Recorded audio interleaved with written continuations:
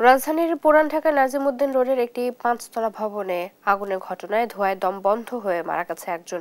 এছাড়া আহত হয়ে ঢাকা মেডিকেল কলেজ হাসপাতালে ভর্তি হয়েছেন ১৩ জন। তাদের মধ্যে ২ জনকে আইসিইউতে নেওয়া হয়েছে। ধোঁয়ায় শ্বাসতন্ত্র পুড়িয়ে যাওয়ার আশঙ্কা চিকিৎসকদের।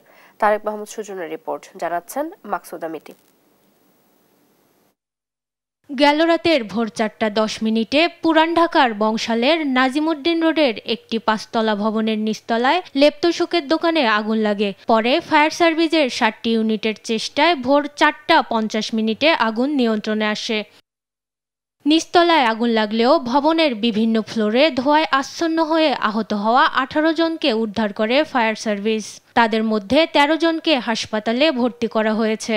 এছাড়াও দ্বিতীয় তলা থেকে একজনের মরদেহ উদ্ধার করা হয়েছে। ধোঁয়ায় অসুস্থ হয়ে মারা যান তিনি। সব ফার্নিচার মালিকদেরকে বলছি যে আপনারা প্রত্যেকে আগুনের জন্য একটা সিলিন্ডার রাখেন। একটা মালিকও এই সিলিন্ডারগুলি রাখেন ওরা। দ্বিতীয় জিনিস হলো, এর আগেও বলা হয়েছে যে এই দোকানটার পিছনে এর আগে একবার আগুন লাগছিল, তখন সতর্ক করা হয়েছে। তো একজন ওই বাথরুমে দরজা আটকে ওখানে ছিল, ফায়ার সার্ভিসের লোক তারে উদ্ধার করছে।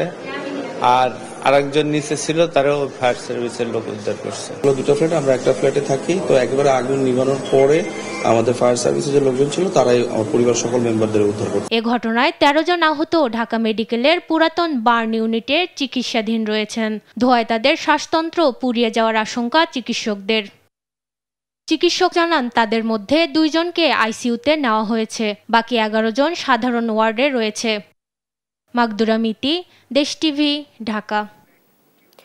এদিকে বাগেরহাটের চিতলমারীতে মাইশা টাওয়ারে আগুন লেগে এক নারীর মৃত্যু হয়েছে। সোমবার সকাল ১০টার দিকে চিতলমারী উপজেলা সদরে এই ঘটনা ঘটে।